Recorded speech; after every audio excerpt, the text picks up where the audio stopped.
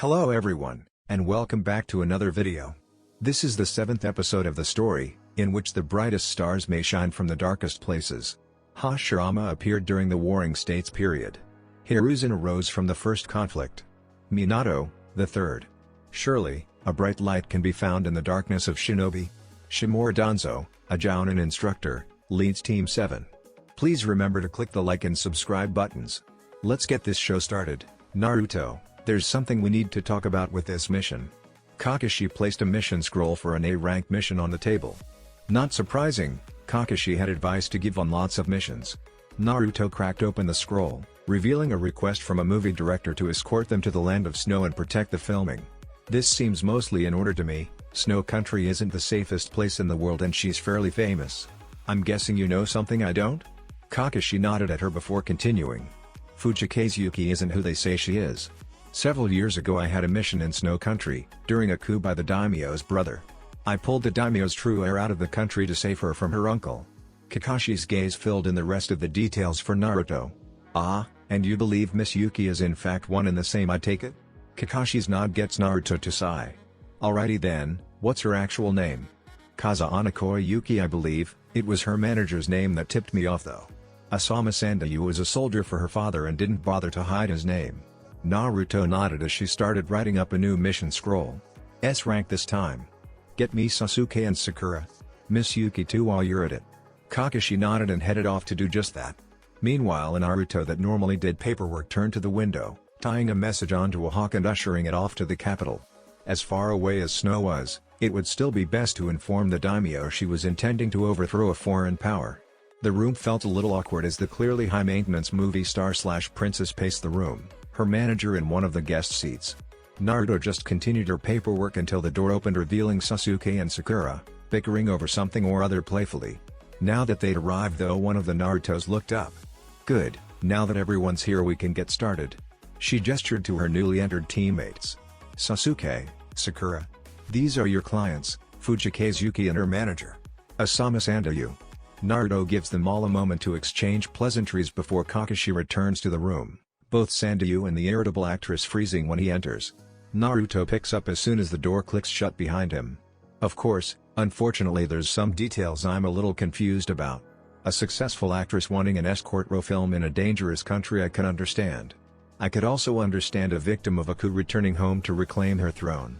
The clients both were going white at this as Sakura started to look excited. But what I can't understand is why you wouldn't just be upfront about that, especially seeing as Kakashi is the one that pulled her out of the country, which I'm sure you knew about, Sandayu-san. So I'd like it if we could clear up exactly what's happening here before I send any of my shinobi out on a poorly understood mission. Yuki was shaking by now, but there was nowhere to run to, so she snapped at them instead. I don't even want to go back there. It's all the stupid director's idea, and she gestured at Sandayu. Thought it was a great idea.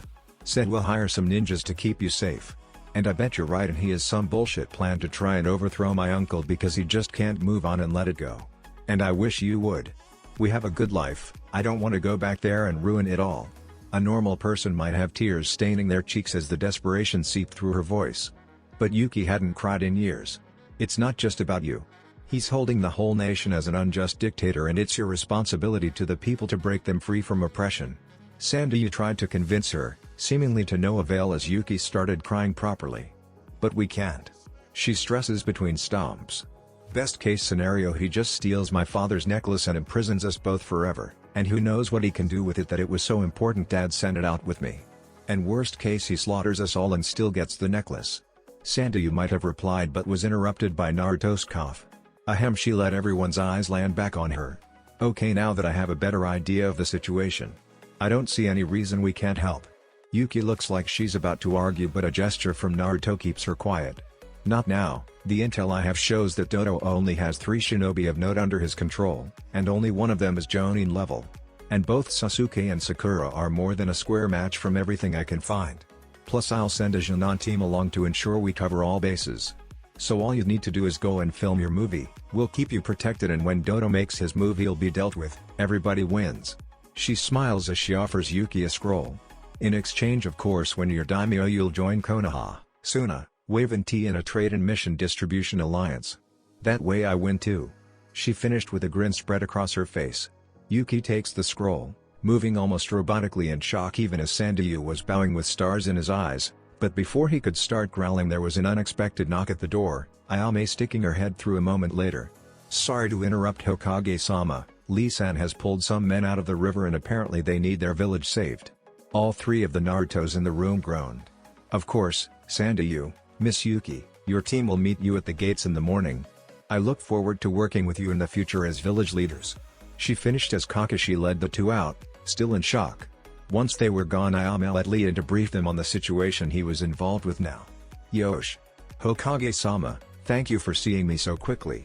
He gave a quick bow before continuing. "During my training this morning I found 3 wounded men in the river, floating all the way from the Land of Rivers on their youthful quest for aid. For you see, their village outside the Katabami gold mine has been the victim of a most devious caper. The Kurosuke family deposed a villainous magistrate, posing as saviors before revealing themselves to be even worse than the former magistrate. Burying dissenters alive in a most unyouthful farce of a funeral." Lee struck a dramatic pose before finishing.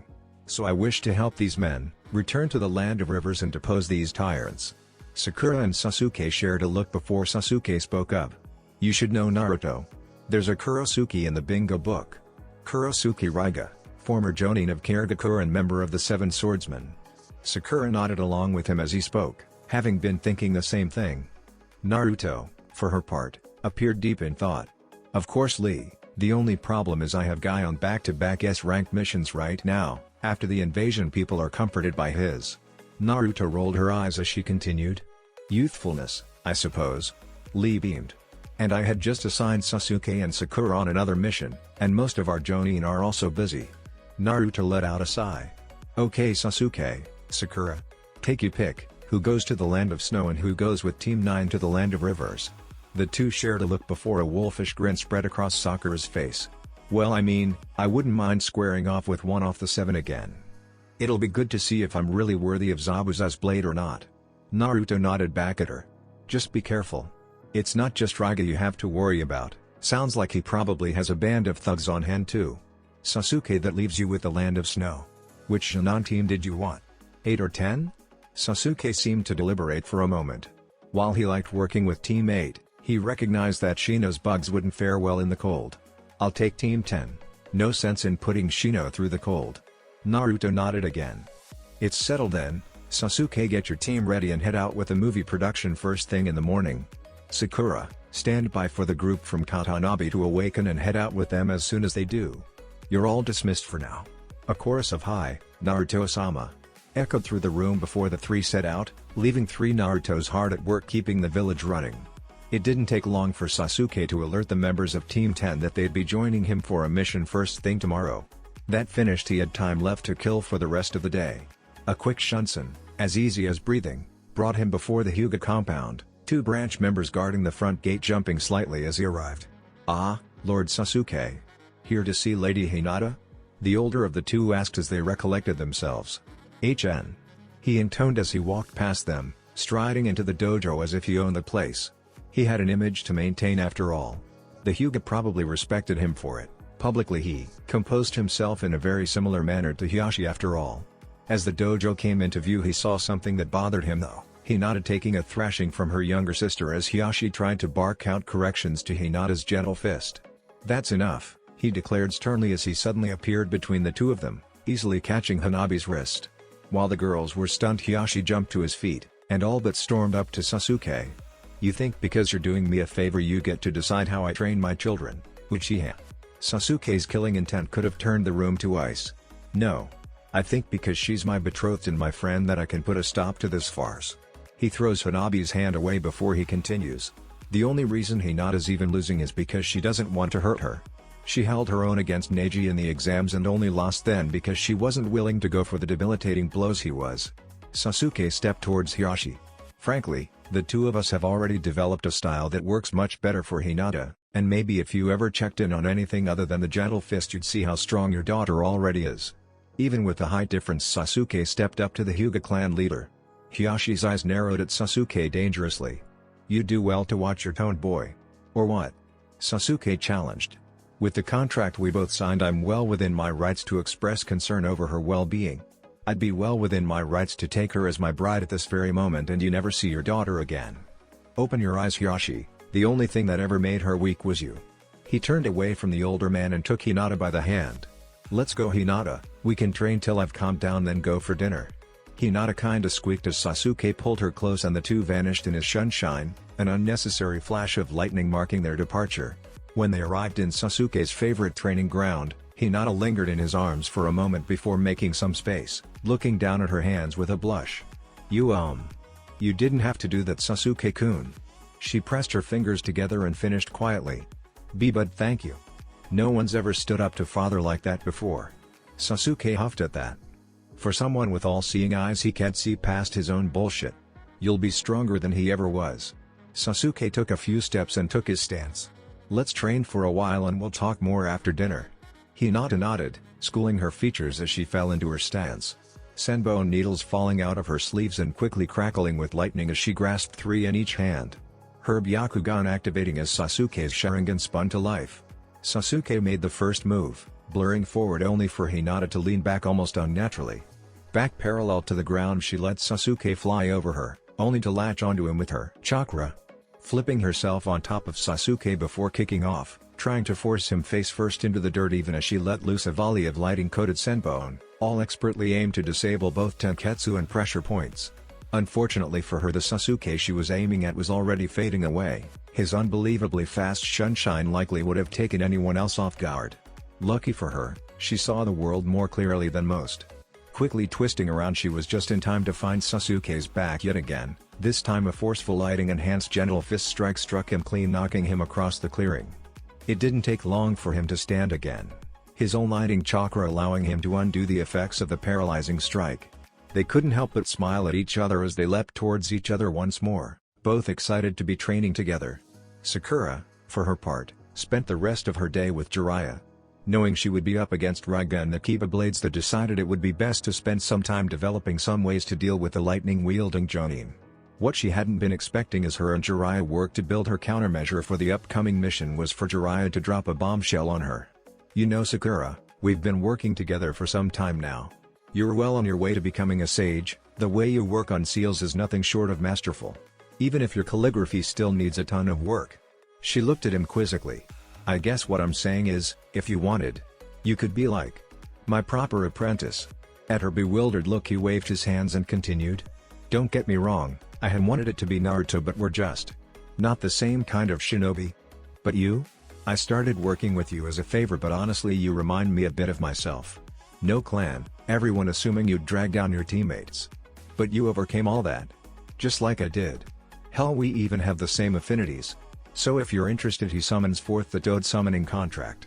"It would be my honor to take you on as my apprentice. Konoha's next Toad sage, and seal mistress." Sakura was in shock. Sure, she and Jiraiya had a rapport, but she'd always thought it was just a favor for Naruto. But this was different. Jiraiya of the fucking Sannin saw himself in her? There was never a question. "Yes. Of course, Jiraiya-sensei." She couldn't help but exclaim, quickly biting her thumb to sign the Toad contract. The rest of the day was spent as an introduction to the various Toads she could summon, what techniques which could do. It was the beginning of what would result in a long training day.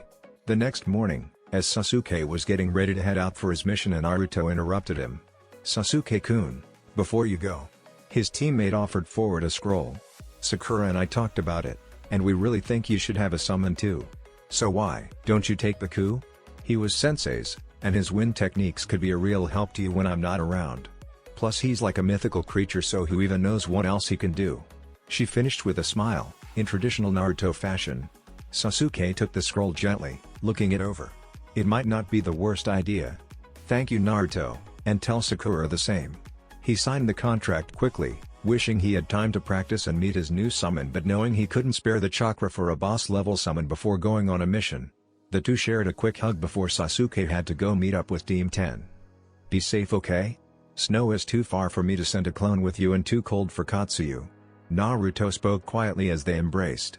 Once they'd separated, Sasuke's smirk was evident. "I'm a fire and lighting ninjutsu specialist, I'm not too worried about this one. Don't burn the village down while I'm gone."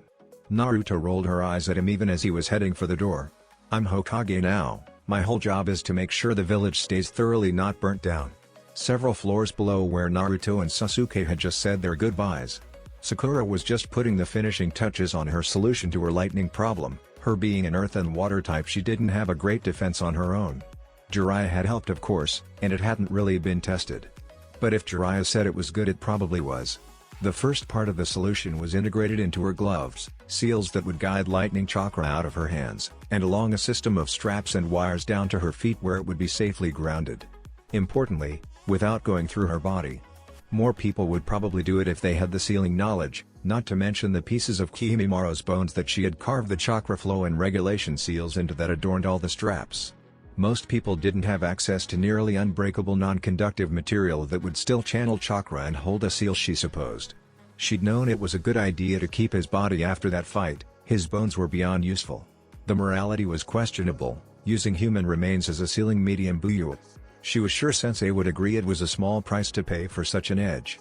When she got back from this mission, she might make Naruto a couple spikes she could anchor to her chains so she could use them offensively, but for now she was mission ready. But for now, it was time to go pick up her team and the clients. She had a village to save. On their way to the Katabami gold mine, even as they almost had to carry the men they were escorting, Lee seemed to get more and more excited. Worry not, new friends. Soon we'll arrive at Grandma Sancho's curry shop, and the curry of life will ease all your woes. As it once revived me from near death. He was leading the group at this point and turned to give everyone a thumbs up. Seeing as it's getting late anyways, I'm sure Sakura Teiko won't mind the stop. A quick look to the sky told her that he was right. We'll stop for food and to discuss our plan. Probably see if she'll put these 3 lugs up while we sort this whole mess out. Probably should have given them another day to rest, but hopefully this curry you're talking about will fix them up. Lee cheered, jumping into the air with a twirl, first towards the sky. Yosh! You won't regret this, Sakura Teiko. And she hoped she wouldn't, but the restaurant was coming into view, so she supposed it was for the best. A cozy place with a little windmill next to it, the smell of curry wafting down the road to greet them, causing several stomachs to gurgle in anticipation. Lee, in his usual fashion, burst through the door. Grandma Sancho. Karashi-kun. I've brought lots of hungry friends for your magnificent curry.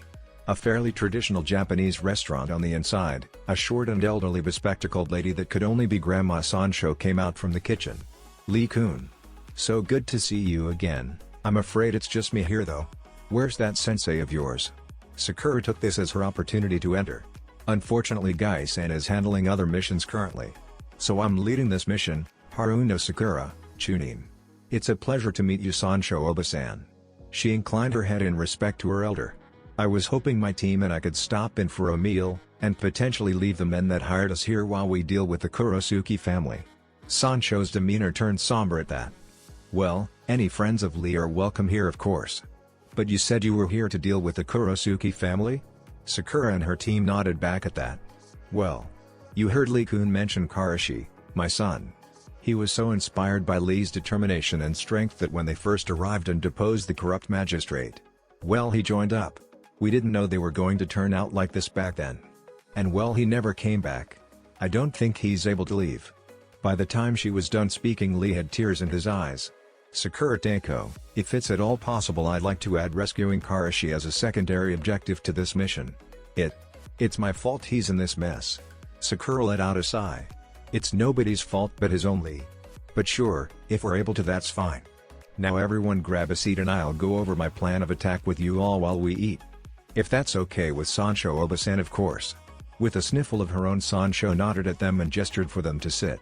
Of course, I'll get some food out for all of you, she said as she headed into the kitchen to whip them up a meal. Once they were all seated, Sakura started to lay out her idea. So, once we've eaten and the sun's down, I think we should move to attack tonight. Between Neji's Byakugan and my own sensory abilities, we'll have a distinct advantage over most of the thugs and low-level Shinobi. Raiga was one of the 7 swordsmen of the mist, so lack of visibility won't affect him much. So what I want to do is have you guys go in low, deal with the lackeys, and I'll go high and draw Raiga out so you don't have to worry about him. I'll move first, then once I have his attention, you guys start taking out the small fry. Stick to the shadows, quick and quiet. Meet up with me when you're done. Lee, saving Karashi is your mission, so I leave it to you. Make sure he doesn't interfere with the mission though, okay? A chorus of highs met her ears, along with a sigh of relief from their clients that they'd act quickly. Just in time it seemed for plates of curry to start arriving in front of them. Or at least, supposedly curry. It was black, and kind of smelled like death. Tenten was the first to ask. "This is the curry of life?" Sancho and Lee both nodded at her, but she couldn't help but think it seemed more like the curry of death. But much to everyone's astonishment, Sakura seemed to already be a quarter of the way through hers, and with no ill effects. Lee had hearts in his eyes as he watched her eat. Sakura Teiko's flames of youth know no bounds. Before he too dug into his meal, seeing Sakura eating calmly as Lee shoveled curry into his mouth encouraged the rest of the group to dig in, thinking it must be safe. How wrong they were was made apparent when Neji fainted, and Tenten's chopsticks broke in her hand. The three men from the gold mine were all in various states of trying to eat, trying to be polite, and trying not to die on the spot. Sancho chuckled at the group's antics, but deep down she was worried. Immensely concerned for both her son, and the fate of the village that now rested in the hand of these young shinobi. She hoped it would be enough. "Raiga-sama. There's someone incoming fast. She has pink hair and strange chakra, and she's riding a toad? She'll land right outside so she knows where we are somehow." A voice spoke into Raiga's ear from his young friend Ranmaru. "Really? A toad? I didn't know Jiraiya had a new apprentice. She's probably bounty hunting. Oh well. An apprentice to a Sannin will make for a wonderful funeral," he chuckled to himself before heading for the door, sure enough revealing Sakura dismounting from a toad slightly bigger than herself. "Thanks for the lift, Gama-kun.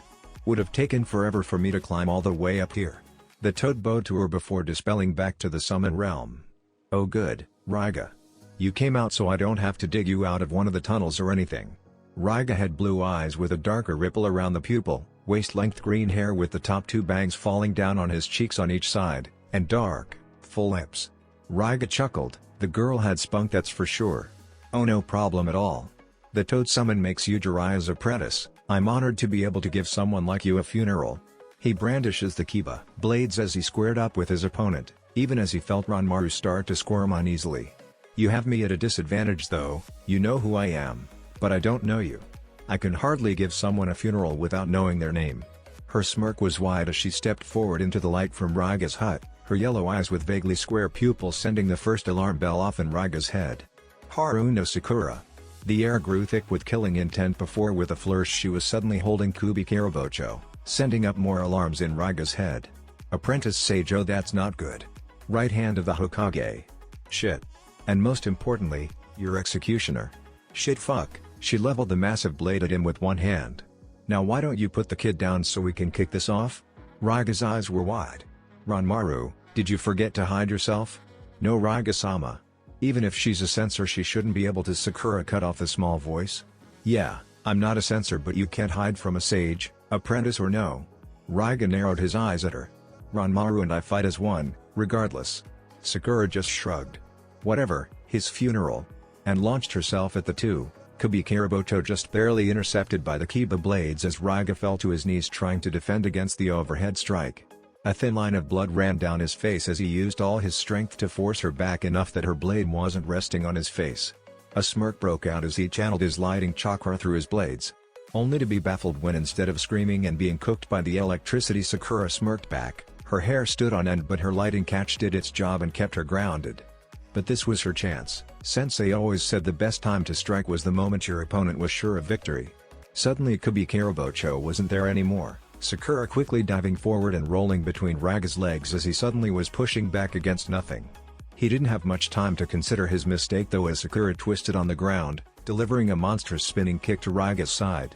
The sound of the impact almost simultaneous with the sound of him crashing into the cliff face next to them. The bag containing Ranmaru fell off his back before he fell to the ground, looking up just in time to see Sakura finish a summoning jutsu, a medium-sized toad appearing and grabbing the bag with its tongue, before puffing back to the summon realm. Raiga's eyes were wide with horror even as he tried to pick himself up. Half of his ribcage all but turned to dust, and his right lung certainly collapsed. "What the fuck did you do with Ranmaru?" Sakura smiled kind of sadly. "He's got some kind of sensory ability, right? That's how you knew I was coming. He'll be safe with the toads, and this way he doesn't have to feel you die." She raised a hand towards him and suddenly Kubi Karabocho was pointed at him again. "So, a warrior's death? Or an execution?" Raiga spat some blood out as he stood. "Don't think this is over, bitch. Now I'll just have to torture you till you hive Ranmaru back." He cackled as he pressed together the handles of the Kiba blades, spinning them above his head as he called out his lightning armor jutsu. Sakura just smirked. It would be a sword duel then. Fine by her. Team 10 for their part, had a remarkably easy mission. The Kurosuke family as it turned out weren't all that strong. At least compared to Konoha Shinobi. Neiji's eyes led them through the night and found their targets before they ever knew they were there. To keep noise down when they found Karashi, he was swiftly knocked out and gagged, and was currently being lugged around on Lee's shoulder. When they got to the area they knew Sakura would be fighting, they were treated to quite a sight. Just as the sun crested the mountaintop, Sakura knocked the second Kiba blade out of Raiga's hands. In the early morning light they could barely make out more than the silhouettes as the recently disarmed man found himself decapitated. His body fell first to its knees, and then flat even as Sakura unfurled a scroll that sealed away his head as it landed in just the right spot. Team 10's eyes went wide at the display they'd just witnessed. Sakura's hair was a mess and she had a few cuts and cinch marks here and there, but the area they'd been fighting in was devastated. Creators both from Sakura's massive strength, and from the real lighting Raiga had pulled from the sky to try and turn things around littered the plateau they'd been fighting in. As well as one Raiga-shaped hole in the neighboring cliff face. Sakura turned to face them, and they got to watch her features slowly turn back to normal. Well, I don't know about you guys, but I could go for some of that curry. You up for breakfast? Lee's cry could be heard all through the mountain. Yosh. So cool. Sharingan eyes took in every detail of the waves and horizon as Sasuke gazed off the boat taking them to the land of snow. Once they'd had some privacy, Sasuke had informed the director of the true nature of what was happening, only for the director to be ecstatic that his princess was being portrayed by a real princess. Of course, that it meant the shinobi battles could also be real and end with the film crew being slaughtered seemed to evade the enthusiastic director. His team at least had prepared well and didn't seem too affected by the cold. Ino had made sure they'd all brought cold weather gear, so all three of them bundled up. Sasuke, for his part, was wearing a thicker undershirt than usual, but was mostly using his fire chakra to keep himself warm. Cycling it within his system was hardly a drain with rapidly developing mastery of elemental manipulation. He saw the approaching iceberg early, but when he woke people up to let them know the director just decided it was the perfect location to shoot and had them set up for an early morning battle scene. Only suddenly, behind the movie's villain character, an explosion occurred, before a shinobi appeared with teal and pupilless eyes and purple eyebrows shaped like small thick purple dots. He was wearing some kind of armor, but Sasuke had expected that. Kakashi had briefed him after all. He was in front of the princess the moment his eyes picked up the chakra. Sharingan, eh? I've seen eyes like yours before. I'd heard the last Uchiha was a formidable opponent. Think you can take us all on? Suddenly two more spots in the ice burst open, one to reveal a large man with a metal arm, and the other a woman with bright pink hair. Both had more of the strange armor. Sasuke just smirked. No, just you, Roganadair. Team, protect the princess and get everyone back on the boat. I'll take care of the Jonin. A chorus of hi-yas could be heard from Team 10 as they fell into formation, Shikamaru facing off against the girl while Choji took the one with the metal arm. Ino was trying to get the still in shock princess moving along with the movie crew that was packing up in a hurry. But before anyone managed to get far, Nadair's eyes went wide as he barely dodged under Sasuke's opening slash that aimed to decapitate him. As the Sasuke in front of the princess faded away, the other two shinobi tried to make a move on the princess. The man with the metal arm flying towards them on a snowboard while the pink-haired one jumped down at them. While Choji engaged the man in a grapple and seemed to be doing just fine, Shikamaru's newly acquired shadow sewing jutsu only seemed to bounce off the pink-haired woman rapidly falling towards them. But before she could do any damage to the shocked Nara, she found herself suddenly grabbed by the wrist and slammed against the ice. Shikamaru looked at Ino in shock, but it was evident that she'd been training with Sakura a lot. What many might have missed though would be the senbon needle now lodged in the pink-haired woman's neck. Above them all, Sasuke and Nadair were seemingly engaged in a fierce ninjutsu battle, wolves made of ice incinerated by a dragon made of fire. Icicles shattered by lightning arcing from Sasuke's hands. The director of course was ecstatic, filming the whole thing even as he and the rest of the crew were packing the ship up. Choji and the large man with the board seemed pretty evenly matched, much to the snow shinobi's frustration. Choji's body swelling in size with his clan's jutsu to increase his mass and strength to be more than a match for the older shinobi. His chakra armor didn't help him much either, seeing as they were basically in a simple wrestling match. Only suddenly the ground, or well, ice was shaking as Nadair used a massive ice whale jutsu to try and get the one up on Sasuke. Only Choji had better footing, and when the ice quaked he was able to force the man onto his back foot, staggering slightly before Choji's fist expanded to full size. Immediately before punching the man seemingly through the iceberg. Just in time to hear Sasuke's call to get off the fucking iceberg.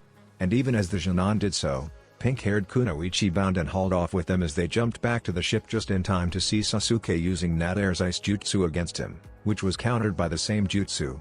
What's wrong, Uchiha? Running out of your own jutsu to use? You didn't even aim it right. But Sasuke just smirked, before fading away and reappearing on the ship. He offered the Snow Shinobi a one-finger salute as the two whales destroyed the iceberg, pushing their ship back out to sea where they would continue to the land of snow. Sasuke couldn't help but sigh contentedly as he heard Nadare's screams of rage echo across the surf. In a small storeroom below deck, stripped of her chakra armor and bound to a chair, Kakuyoku Fubiki opened her eyes to one of the worst situations a shinobi could. Standing across from her were the last two shinobi someone wanted to deal with in an interrogation, an Uchiha and a Yamanaka. While Fubiki was a proud kunoichi of Snow Country, she knew that without her chakra armor she was beyond hope. Bested by children, was her last thoughts before her eyes met a pair of Sharingan, its subtle genjutsu guiding her smoothly into the Yamanaka's mind-altering techniques. She didn't even know what she was doing when she revealed every detail of Dodo's plan, from the tech he had available, to troop placements, to describing building layouts. It didn't take long, and before she knew it she found herself, still bound to the chair, sitting on the back of the ship, staring out across the icy waters. She could hear Sasuke's voice, but for some reason, even though she knew she should be terrified, she was so very calm. "Princess Yuki, we're done interrogating her. She was instrumental in the coup against your father.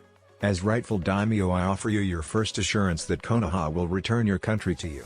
A wave crashed against the boat, almost sending Fubuki crashing into the surf if not for Sasuke catching the chair and setting her back in place before stepping back with a gesture. "The honor is yours, Daimyo-sama." Yuki's eyes were wide as memories of the coup flashed through her mind. At first she started to shake, but as images of her loved ones frozen in ice flashed through her mind and her eyes landed on the freezing waters below, her resolve hardened. She might not have ninjutsu to do her work for her, but Sasuke had leveled the playing field. But even as she tried to take a step forward, her resolve failed her. I can't. I know they did it to my family, but I just can't do it. I'm not like them." She turned towards Sasuke, who just shrugged. "Mercy is hardly a sin, Yuki Dono." He pushed Fubuki off the boat as Yuki gasped. "Though it's something shinobi often can't afford. With what Ino and I did to her mind, this was a kindness. Besides, Ino's poison will ensure she doesn't feel a thing." He made direct eye contact with her now. "For what it's worth, I think it's good you didn't let vengeance cloud your decision. Naruto would have respected you less for it." He patted her on the shoulder as he walked past her, moving to speak with Shikamaru and Sandayu to form their plan for when Dodo showed himself. Koyuki couldn't help but start to believe it was actually possible for four kids to overthrow her uncle's tyranny. The next scene for the movie was being shot in between a bridged ravine and cave, a spot the team of Konoha Shinobi had suggested to the director, who loved the spot. Of course, the subtle note he'd been passed ensuring a ninja battle of epic scale probably helped his case. Sure enough, while only Sasuke and Sandayu were with Yuki, the snow started to melt, revealing train tracks. Suddenly Sandayu was nowhere to be seen, and Yuki was confused as Sasuke cut his thumb behind his back. Yuki of course started to panic as a train appeared and her uncle stepped into view. "Princess Koyuki. So good of you to finally return home. If you'd be so kind as to come with me, we can put this whole thing behind us." His cruel smirk and dark tone betrayed his character, the deep lines and scars that marred his face only serving to make him appear more ominous. But before she could even try to reply to him, a myriad of logs crashed into the train, Sandayu reappearing with a band of samurai at his back. "Kazahana Dodo. Traitor to the land of snow. We will have your cruel dictatorship no more. Our princess has returned to stand with us, your tyranny ends today." While Dodo smirked at the charging men and his petrified niece, he gestured for his men to open the banks of kunai launchers he'd prepared. Only for his smirk to falter as he noticed it being mirrored by who he could now identify as an Uchiha. This couldn't be. He'd heard rumors that Danzo had trained the last Uchiha. How would Koyuki have acquired his services? But just as the kunai launchers were about to go to work, moments before the line of men passed them, they were interrupted. Sasuke's hand hit the ice and a massive plume of smoke appeared, the kunai launchers already firing into it put to no avail as suddenly the smoke was sucked away to reveal a creature of legend towering over them all, Sasuke panting on its head as he held the tiger sign for one last jutsu. Seeing the kunai all being sucked into Baku's mouth, Dodo figured out what was about to happen and screamed for his men to move the train, only to see they were held in place by shadows. Shikamaru knelt on the cliff above, handshaking it, restraining the numbers he was but having practiced large crowd control with Naruto and her clones. Only Nadir managed to do something effective, engaging the blimp just as Dodo could hear Sasuke's shout. Fire style. Majestic flame annihilator. And forced the last of his chakra into the mighty jutsu as Baku expelled all the air, and kunai inhaled. The ensuing torrent of fire and molten steel laid waste to the train and the men manning it, not standing a chance against the combined efforts of the Uchiha's most powerful technique and the added might of the mythical Baku. Sandayu and his men stood in awe of the might the young shinobi had brought to bear. Koyuki, shaking underneath Baku, was nearly grabbed by the hook from Dodo's blimp if it wasn't swatted away by the trunk of the mighty beast. Dodo's fist was clenched in fury, but his day only got worse from here. As their altitude climbed higher, he was able to see the choji behind the hill the logs had come from, in the giant form of an Akimichi seemingly about to hurl a spear at his airship. He dismissed it at first before seeing that it wasn't a spear. It was a little girl. A little girl wearing Fubuki's chakra armor being launched at him at full speed. Certainly she couldn't know how to utilize it yet, and a Jinan was hardly a threat. Only suddenly as she got closer he could see her smirk and unsheath a legendary weapon she shouldn't have. The Raijin no Ken roared to life in her hands as she flew past the blimp, tearing it open and igniting the dangerous gases used to make it float. Just as the gases ignited, she activated the suit's wings, trusting Shikamaru that the hot air would naturally push her back over land since she had no idea how to fly. Sure enough, as she flew back she got to see Dodo and Nadir's eyes go wide with horror as they realized even their chakra armor wouldn't prevent them from being incinerated.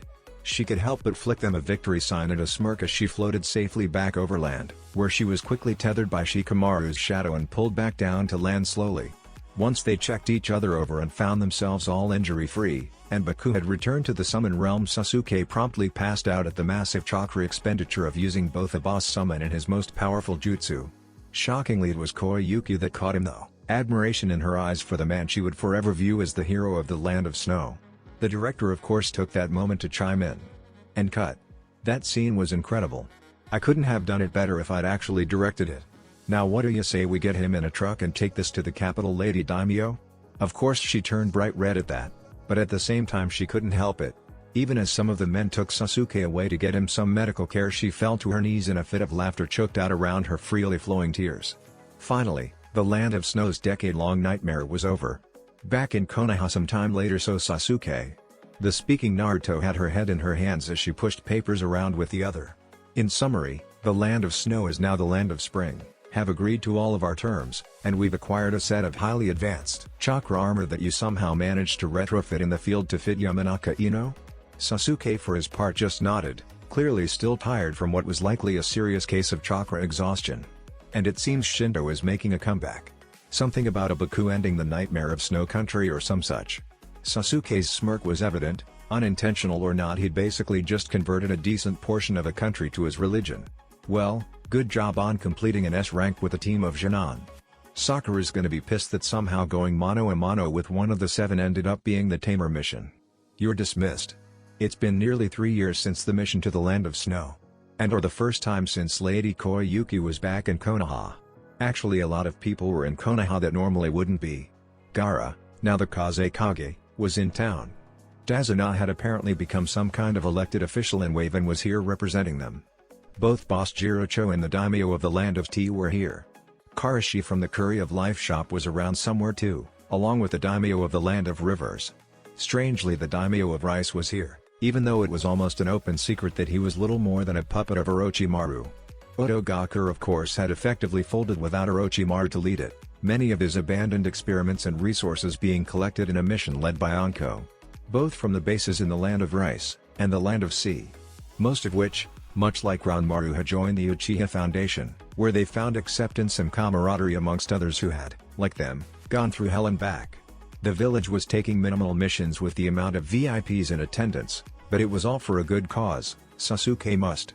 Tomorrow Naruto would be presenting her fully fleshed out plans to take all of their trade agreements and turn them into a formal alliance. The largest shinobi alliance in history if she succeeded. But tonight? In celebration of even getting this far, the village would be celebrating, albeit under heavy guard and with its gates closed and the bridge sealed away. No sense taking any chances after all. But even beyond the public celebration there was a much more private one he was planning on attending. Well, co-hosting really. It had been Itachi's idea to host the VIP welcome party in what remained of the Uchiha district. Surrounded by the Uchiha Foundation, it was one of the most well-guarded places in the village, and with Ranmaru in the kitchen cooking away, they'd see any threats coming a mile away, and between him and Sakura the chakra signatures of the guests would be very well hidden.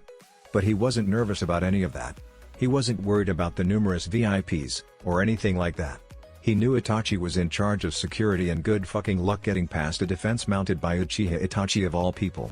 Especially since him and Ayame had the twins. He still couldn't believe that Itachi fell in love with the ramen waitress turned Naruto's assistant. But apparently they dealt with each other a fair bit through work, and according to Itachi she was one of the only people that treated him like a regular person. Good for him, Sasuke supposed. Besides, Shisui and Koto were adorable, both had dark brown, nearly black, hair, and the Uchiha signature jet black eyes. They were only about a year old, but you could already tell they inherited Itachi's incredible mind, already speaking simple sentences and solving puzzles meant for kids a year or two older than them. They'd be a handful though once they got older, especially Shisui, who didn't seem to have acquired his father's more reserved personality. Thinking about Itachi and family, it all made him even more nervous as he fidgeted with a small box concealed within his formal robes. Sakura was casually hanging from the ceiling of the Yamanaka flower shop as her and Ino chatted about all sorts of things. Ino tinkering with a device that would hook up to her chakra armor and hopefully enhance her clan techniques while they gossiped. She'd learned a lot about Snow Country's technology just in learning how to maintain and keep her armor fitted, but this was her first time trying to develop a whole new component. Piles of sealing notes from Sakura layered the table, a million different ideas that might do what Ino wanted them to. For her part, Sakura had a ceiling tag that weighed in the neighborhood of 2,000 ibs on her chest while she did upside-down crunches from one of the shop's support beams. She kept the weight light and just did endless reps. Didn't want to get too bulky after all. Even if she could juggle grizzly bears if she was so inclined. She finished her workout and dropped to the floor, disabling her seal as she did so as to not go through the floor. You know, I genuinely think Naruto's so worked up about this whole meeting she hasn't realized what's going to happen tonight. Ino chuckled at her own comment as Sakura donned her Jonin vest. Well, I mean, it's basically everything she's been working for since she became Hokage. Besides, once it's formalized we can have less diplomatic missions and more guarding and fighting missions. Sakura chirped happily as she stretched out after her quick workout.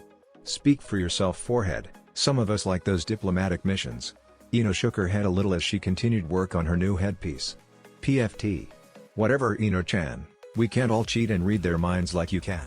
It was true too, the work Ino and Sakura had done all those years ago paid off. Just last year Ino had submitted her own hidden jutsu to the clan roster, being able to read surface thoughts of any put the strongest-willed people in a decent radius, and able to go a little deeper with eye contact. Not just useful for diplomacy either, unless a rival shinobi could fight entirely on reflex like Guy and Lee. It gave her an incredible edge in combat. Please, like you and Shikamaru can't anticipate most people's actions anyways. Sasuke too for that matter. Freaking geniuses. Whatever, doesn't make it fun. I'd rather literally have someone in the palm of my hand than figuratively. Besides, don't forget Naruto can feel what you're feeling. No wonder she almost never missteps in meetings. She can't feel whatever you're feeling, just negative emo. Oh, give it up, Ino, those are the important ones most of the time anyways. She can feel chakra too, and those two together might as well make her a true empath. Sakura interrupted. Ino just shook her head. You know, it wouldn't kill you to find some time for positive emotions. Go on a date or something, we're not kids anymore. Sakura just rolled her eyes. Coming from you, Ino-chan? You've never once accepted a date from anyone. Not even Sai, and he's pretty cute. She was sitting on the counter now, filling her nails down to soft round points so she didn't cut her own hands open in combat. Ino smirked as she shook her head. Oh, I have got my eyes on someone. We've even been on a few dates and I'm just waiting for them to figure it out. They're a bit thick-headed, you know? Ha. Coming from you, Ino-chan? Besides, it's not like you can go on a date and not know it's a date. She rolled her head back and forth. Well, unless you're Naruto. She'll figure out that she and Shika are dating eventually, I'm sure. Unlikely. Ino put down the piece she was working on. Can you check this over? And anyways, she probably won't. She spends so much time with Jiraiya working on their big plans for world peace, and this constant teasing will never let her admit they're a thing. Sakura groaned as she examined the headpiece. Meant to wire into the armor and sit around Ino's ear, with what resembles a scope able to be flicked over one eye. Kami Ino, what are you planning to do with this thing? Snipe people with your mind transfer jutsu? Ino just shrugged. Yeah, or listen to someone's thoughts from far away. Or so ideas and people's thoughts from far away. Really just general long-range mindfuckery. Sakura shook her head. Ignoring how fucking terrifying that is. This would destroy your mind the way it is. It's running chakra through the scope pit for sure, but it's not actually funneling your consciousness right now. If you adjust these focus seals sorta like this. Sakura jotted down a messy seal. It should work, just make sure it integrates here and here, and make it nicer than mine. Sakura's calligraphy was still abysmal, her hands were for smashing not delicate little calligraphy. For that matter most of her brilliant seals were actually other people's ideas, she just figured out how to make them work. She literally had a laundry list of seal ideas from one night Team 7 had gotten a little drunk after her and Sasuke had escorted some priestess and overthrown a demon or something. She was sure if tonight went well she'd have a few more ideas to jot down to. You're right. Damn it, I was hoping to have this done tonight. Okay, get out of here, you need to be way more dressed up than that for the party tonight. Come back when you're dressed and I'll do your hair and makeup. Do we have to? You know I hate this stiff formal stuff. Yeah, well Sasuke will never forgive you if you don't look your best tonight, Naruto too I guess. She couldn't help but giggle at that. Naruto was gonna be both ecstatic and furious that Sasuke had kept this from her. Naruto, we've been over it 1,000 times, it's ready. Besides it's just a welcome party tonight, you don't even need a copy with you. Jiraiya tried to counsel his still young Hokage. Besides, Kakashi weighed in. It's perfect, all the I's are dotted and the T's are crossed. We've read the final version twice. Even Shikamaru says it's ready. You trust Shikamaru don't you? Naruto let out a sigh as she heard her godfather muttering you trust Shikamaru don't you? Mockingly. He took some offense to the fact that she valued the opinion of her boyfriend, totally not her boyfriend or whatever, over him. Wasn't her fault that Shika could actually explain things in a way that made sense while Jiraiya prattled off metaphors. Fine, let's go. She got up from her large desk, in a room that appeared much the same as the Hokage's office. Which it both was, and wasn't. The office in the tower, as always, had 3 clones posted, accepting visitors, doing paperwork etc. But this office, the office, she could still see the same view out the windows, could still hear through the door to the reception area. This room was far underground, beneath what was once Danzo's house, but was now just Naruto and Sakura's. Sasuke having since moved back to the Uchiha compound when his niece and nephew were born. A brilliant array of seal work danced across every available surface to connect it to the office in the tower so thoroughly. It was just an extension of what she'd asked Sakura to figure out years ago, linking the Uzumaki temple's storage realm to the hidden tower's sealing room.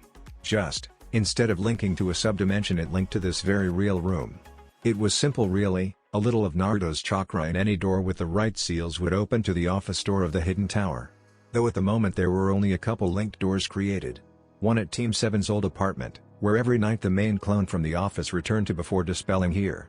One at Sasuke's where another of the office clones went, and the third at Shikamaru's. Where she slept was Konoha's greatest secret at the moment. She only slept for about 4 hours a night, but the whole clone network was down when she did. It was the only time someone could figure out which of her was the original unless she started using Kurama's chakra. Not that anyone knew that last detail. Even of the people that were allowed into her hidden office, most didn't know where it physically existed. Good luck figuring that out. But even this office, as amazing as it was far from the heights of sealing her and her team had been able to achieve. Naruto's chakra and imagination, plus Sakura's ability to fit seals together and Sasuke's surgical gaze picking out and correcting any faults. Even Jiraiya had admitted the 3 of them had surpassed him, even if only when they were together. Right now though, they had a party to get to. Shikamaru, if you aren't ready to go yet. Shikamaru's mother, Yoshino, began to bellow as she rounded the corner to go upstairs towards Shikamaru's room. Only to find the young man in question halfway down the stairs already. Dressed up in a surprisingly modern suit, even if the top 2 buttons were left undone and the jacket was draped over his shoulders. Oh well, don't you look handsome? I can't believe my boy is going as the Hokage's date to a function like this. You be on your best behavior now, you hear? Shikamaru for his part just rolled his eyes. Mama. It's nothing that big a deal, besides I go to all her other meetings with her, someone has to keep her grounded. His smile was one of true affection even as he shook his head. That's different, Kami, you're just like your father. This isn't work. She berated him as he passed by. Might as well be. Until this alliance is formalized she won't be able to think of anything else. Even if I try and ask her on a date, she just doesn't realize it and brings projects for whatever she's working on. He sounds a little dejected, sighing as he grabbed a snack left out by his mother. Yoshino's eyes softened. As tough as she could be, she still cared for her son deeply. Well, maybe tonight's the night then. Seeing all her hopes and dreams realized might put things in perspective. Priorities shift with accomplishment, you know. Shikamaru slowly let out a deep breath as a hand rubbed his face. Troublesome blonde. Maybe. He finished his snack before heading for the door. Either way, don't wait up. He closed the door as he left, but not fast enough to hear his mother giggling about her baby boy growing up so fast. The Uchiha district was far from dormant these days. With the Uchiha Foundation surrounding the clan housing, and Itachi's and Ayame's twins starting to run around, it was almost always bustling with life. But tonight most of all, full of fancily dressed daimyo, Hokage, and representatives from Konoha's various clans, the district was well and truly alive. High tables dotted the outside rim of the courtyard they had set up in, with the middle being reserved for standing and mingling. In the normally empty clan house that the Uchiha brothers had kept, Ranmaru and Ichiraku Tuchi bustled about with an assortment of helpers in an effort to feed anyone that was hungry. There was also a coat check, surprisingly being worked by Neji, Byakugan scanning everyone he encountered for hidden weapons or seals. His forehead was bared proudly with no trace of the cage bird seal in sight. As a present for the one-year anniversary of Sasuke and Hinata's first date, Team 7 had sat down and figured out a way to remove it, and promptly gave the counter seal to the Uchiha Foundation, who stated very publicly that it would free any Hyuga that wished it. Many branch members quickly came to the organization, nearly causing a civil war before it was diffused by Naruto and Shikamaru. Really, there was nothing illegal about it. The Uchiha Foundation had had protections for taking in shinobi from clans or missing nin since its inception, and Hiyashi had agreed to the proposal, so he really didn't have much of a leg to stand on. Sensing as much as seeing that everyone had arrived, Naruto politely excused herself from a conversation about international tariffs with Lighting Country between Koyuki, Gaara, and Shikamaru. Not that she hadn't contributed, but she had her sights set elsewhere for the evening. Taking the steps up to a podium that had been set up facing the courtyard full of mingling VIPs, she amplified her voice with a CLS wind jutsu she'd picked up along the way before clearing her throat to get everyone's attention. Ladies and gentlemen, representatives from near and far. It is my greatest honor to welcome you all to Konoha. She paused to wait for everyone's full attention before continuing. I can't begin to describe the joy it brings me to have you all here, to be able to call everyone here a friend. She smiled brightly as everyone applauded lightly. But we're not done yet. Tomorrow at noon we'll be signing the papers for the largest shinobi alliance in history. Already signed but regrettably unable to attend are Sakura's good friends in the Crescent Moon Kingdom, and Konoha's long-standing allies in Takigakour, and with their help and the help of everyone here, I know we can lay the foundation for what we all truly want. A better world for everyone. The applause was almost as thunderous as the well-timed fireworks that went off all over the village. Naruto smiled brightly as she turned to see Sasuke and Itachi lurking behind her, hugs being exchanged as she thanked them for hosting such a lovely event. Sasuke wasn't done. Don't thank me yet, Naruto, do you mind if I say a few words? Naruto's head cocked to the side as her eyes narrowed, but she trusted her teammate unconditionally, so she shrugged, gesturing to the podium. Sure thing, Sasuke, it's your house after all. Sasuke just gave a small nervous smile and nodded before stepping up to the podium as Naruto returned to Shikamaru's side. Hey, you have any idea what this is about, Shika? He just groaned. Unfortunately. You'll find out soon though, just give it a minute. Naruto just shook her head as she looked back to the podium to see Sasuke beginning to speak. Good evening everyone. It is the Uchiha clan's honor to have a gathering such as this on our clan grounds. But tonight, if you'd all humor me, I'd like to discuss something else for a moment. There was some murmuring amongst the crowd as people speculated what the Uchiha clan had wanted to talk about. As many of you know, roughly 3 years ago I signed a betrothal contract between myself and Hyuga Hinata. Many of you also know this contract was meant to protect her when she was young. But now she's grown, a jonin herself. With both the massive support from much of the Hyuga clan branch family, and her undeniable combat prowess, she could easily stand on her own without my protection. The crowd was dead silent as the room waited to hear what he had to say. And in truth, I do think it best that we tear up that betrothal contract, as it gives Hinata little agency in the situation, and I think she deserves to make her own choices. A piece of paper burst into flame in his hands as he rounded the podium, before locking eyes with Hinata in the front row of the crowd and taking a knee. But here today I'd like to form a new agreement with Hyuga Hinata, as equals. As friends? As comrades? Hyuga Hinata, will you marry me? A small box slipped into his hands before being opened to reveal his mother's engagement ring. Diamonds and rubies glittering across its surface, fitting for not just the Uchiha Red but the Hyuga White as well. Hinata of course was beaming. It really was the 3rd anniversary of their first date, before the Chunin exam seemingly so long ago. The moment he was done speaking, she basically bolted into his arms, nearly knocking him over. Yes. A million times yes. She kissed him as they embraced, and at first it seemed that a firework went off, and then another. Only for his danger senses to flare as he felt Naruto's chakra flex and the assortment of other high-ranking shinobi all turning to face. Sure, the one time I asked someone to marry me, Konoha gets bombed. Naruto was beyond furious. Her alliance meeting, and Sasuke's proposal was being interrupted by someone bombing her fucking village? Immediately Kakashi and Jiraiya were at her side, but her clones throughout the village were already reporting in, intercepting bombs meant for civilian areas of the village. Her fists clenched, her hair, which was now worn tied back into 9 braids bundled into a bun with her bangs left forward, began to pull out of the bun, allowing her braids to hang freely as she strode through the courtyard. Sorry for the disturbance everyone, Sasuke and Hinata especially. You'll have this taken care of if you'd all give me just a moment. Her gaze landed on Gaara and Shikamaru in turn. Kaze Kage Dono, Shikamaru-kun. If the two of you would be so kind as to catch the debris, I'll handle this. She spoke almost ominously before jumping up to land on the roof of the Uchiha clan house, 9 chakra chains now coming out of her braids and pulling out what seemed to be oversized arrowheads made of bone from a seal on her back. The blades themselves were covered in seals, and for just a moment they hover in front of Naruto's face as with a single hand seal she blows 9 separate vacuum blades onto them, turning them into lances of wind chakra, bone and chakra chains.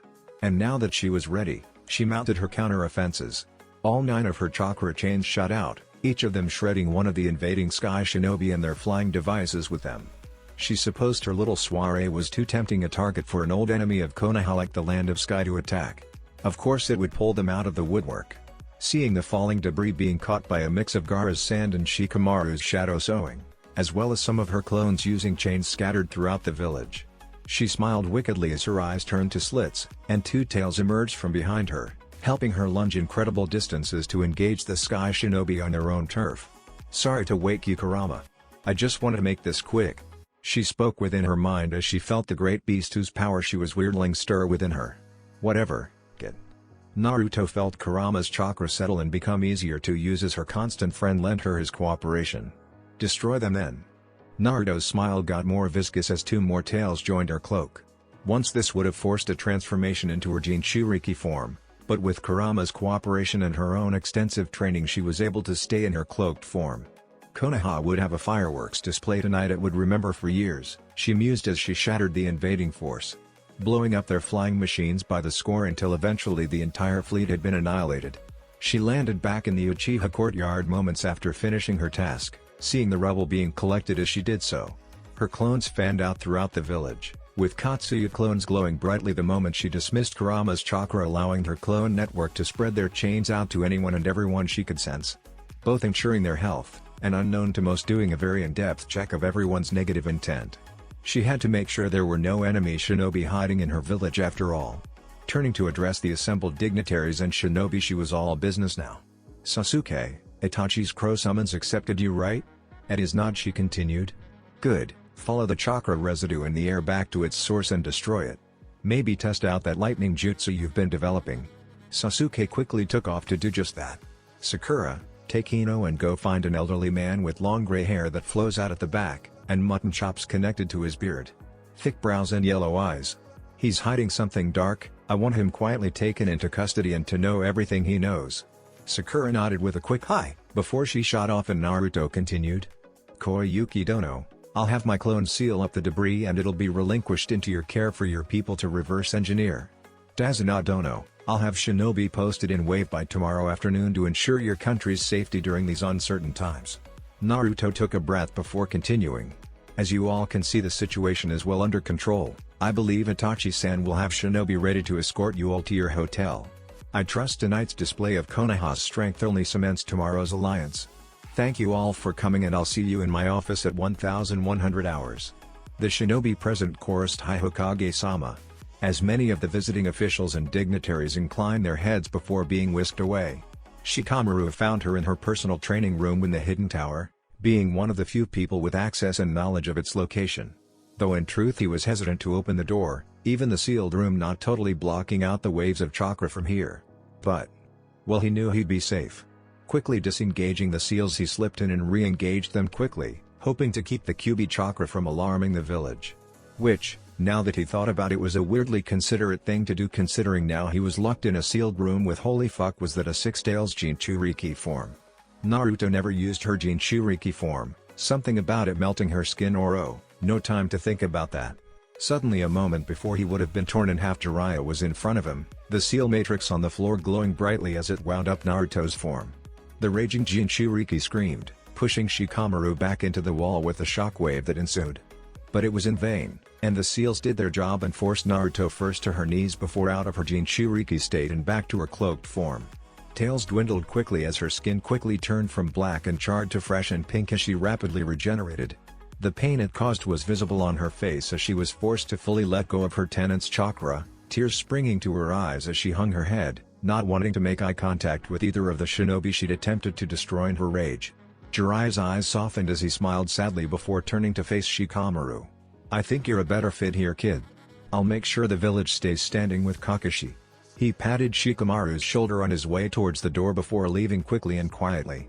Shikamaru held back a sigh as the sage left the room, not wanting Naruto to think he was frustrated with her when he was in fact wishing the old sage would be a little more emotionally available. Naruto's choked sob as her fist hit the concrete floor jolted Shikamaru to action, though, as he cautiously made his way to her, careful to make his steps heard so he wouldn't startle her. "Naruto, it's me. Shikamaru." He started as he settled down to a knee to be on her level with her. "I'm here for you now. Would it be okay for me to touch you?" The trembling girl stilled for a moment, as if unsure how to respond before giving a hesitant if almost imperceptible nod. Her skin would still be tender, but she knew Shikamaru was always gentle. Having her consent, he reached out, one hand resting gently on her back as the other turned her face towards him. Her eyes clenched shut as she wasn't ready to look him in the eyes. She felt butterflies flutter in her stomach almost detachedly as she could feel him wiping away her tears. Feel his hand making small comforting circles on her back. Through her shock, she could feel him tuck her bangs behind her ear before feeling his forehead touch hers as he whispered quietly, "Everyone's safe, Naruto-chan. You took care of the troublesome mess in record time and everyone's more impressed with you today than ever. Don't worry about what almost happened, or what could have happened. Focus on what did happen." She couldn't see it but could feel him smiling at her, and her breath caught in her throat as she felt a hand settle on the back of her head and Shikamaru's forehead against hers, replaced by what could only be his lips pressing a gentle kiss onto her forehead, just for a moment before she was wrapped in a gently hug and could hear him whisper one final thing before she properly broke down crying. "Come back to me, Naruto-chan."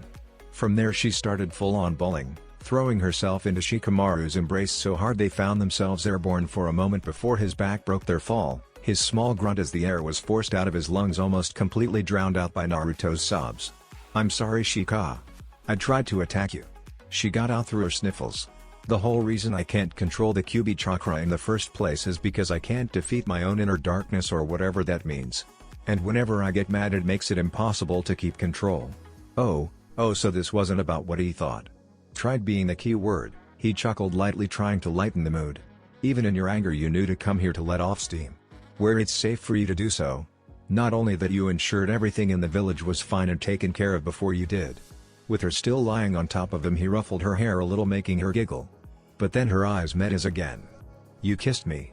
It was somewhere between a statement and a question.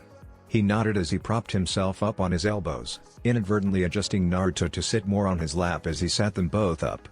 "I did. You've kissed me before." Naruto turned bright red at that. "That was years ago. Well, we never talked about it or anything." Shika just rolled his eyes. "That's because you're Hokage and always busy with other things. At first I waited for you to bring it up, but... well, even when I tried to take you on dates, you'd bring work with you." Naruto's eyes went wide and he could feel her hands shaking lightly as she whispered, "Kami, those were supposed to be dates?"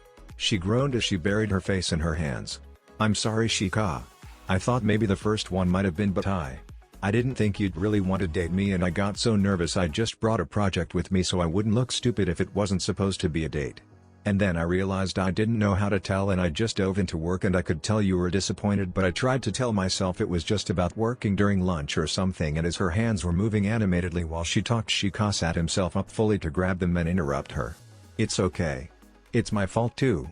I just didn't want to push too hard and scare you away. Naruto giggled a little at that, wiping what remained of her tears away on the back of her arm, leaving her hands entangled with his as she did so. Hey! I guess we were both sorta idiots then. Shikamaru nodded at that as Naruto's goofy grin infected him.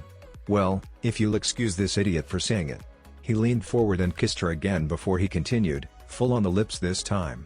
After a moment of shock Naruto returned the kiss eagerly until they broke for air. Breathlessly Shikamaru finished his thought. Love can make even smart people act like idiots. Naruto's eyes were wide again as she stilled completely, barely managing to speak. You love me? Shikamaru for his part just smiled. I do. The next thing he knew he was back on the floor, Naruto having tackled him back down to bury herself in the crook of his neck. He felt her plant gentle kiss there before feeling her breath on his ear as she spoke softly. I love you too Shika. Elsewhere, high in the clouds Sasuke was approaching the shore. His Sharingan eyes read the residual chakra in the air drawing him straight to his target.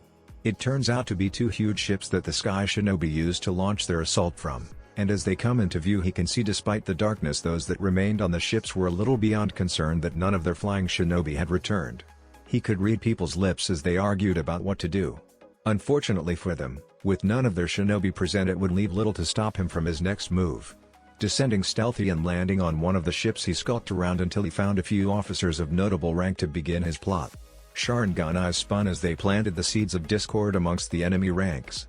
Genjutsu laced with mutinous thoughts, thoughts of being misled, thoughts of abandoning this ill-fated venture and returning home before Konoha visited its vengeance upon them. Not all of them got the message though, just enough for them to destroy themselves. He took to the skies once more in preparation of sending a message. Those that survived would forever remember the wrath of Konoha. He unsealed his weapon as the crow he rode circled the untouched vessel. His weapon of choice?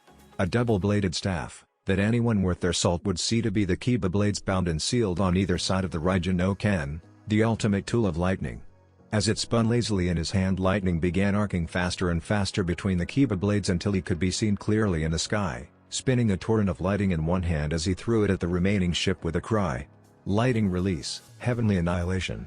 Throws almost like a Fuma shuriken its flight path arced, cleaving the ship below in two before returning to his offhand.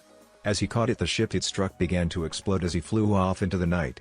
The destruction of one vessel made the mutinous thoughts he'd spread on the other ship even worse, and as he flew back to Konoha he could see many of the enemy soldiers jumping into the waters below, abandoning their post and spreading tales of Konoha's wrath. The next morning, in Naruto's true office in the hidden tower she'd gathered her team before gathering all the necessary officials for the reading of her finalized alliance proposal. Her shit-eating grin was more than a little suspicious to her team. Alright, Sakura you go first. Naruto gestured to her teammate to debrief her on the night before. Hi she nodded curtly. The man you sent us to find actually seemed as if he was expecting to be tracked down. We used that to bring him in easily and quietly.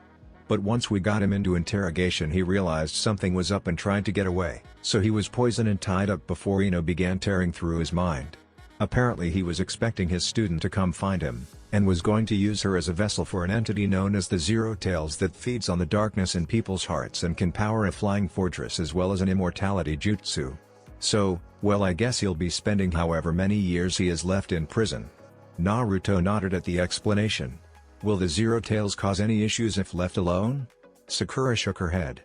I think the less people know the better. It's tucked away and would take work to find, guarding it would just draw attention. Cool, Sasuke? HN ever helpful. The Uchiha HN destroyed one ship after Jin just chewing everyone on the other ship to be against each other. No remaining threat. Naruto nodded again, shit-eating grin getting wider if possible. Perfect. So we're all set to unveil our new alliance then. A Naruto clone opened the door and the visiting officials and dignitaries started to make their way in. Sakura was side-eyeing her pretty hard, but nonetheless the room was rapidly full basically to capacity as Naruto stood up on her desk, a large scroll in hand. Welcome all. Shortly you'll all be getting easier to read dossiers with your copy of the alliance we're about to sign in. Most of you have seen some version or another of the official alliance terms and I'm not going to go over all the economic stuff as none of that will have changed from what was previously discussed. Today I have a couple of the perks I promised of the Alliance ready to go forward. She paused as everyone got their copies and came to attention. Firstly, I'm proud to announce Konoha's new academy is ready, and will be accepting students from all allied nations. With a new curriculum that starts at 8 and finishes at 14, and will give all new genin both a well-rounded practical skill set, and start them on the path to more specialized areas of shinobi study. Some of Konoha's top experts will be laying the foundations for shinobi arts such as sealing, kenjutsu, and medical studies. I even heard a rumor that Uchiha Itachi would be teaching a genjutsu course that I might attend myself. She gave the room a moment to laugh at her joke before continuing. The academy will of course not be free for non-residents, and all the fees are laid out in your dossiers. This way individuals from any of our allied nations can take up the shinobi arts even if they don't have a hidden village. There was a moment for applause. And of course, connected to all this is what I like to call the College of Chunin. A place where Chunin can take lessons, pool resources, and better themselves. The college will also have systems in place for hiring jonin or special jonin for lessons.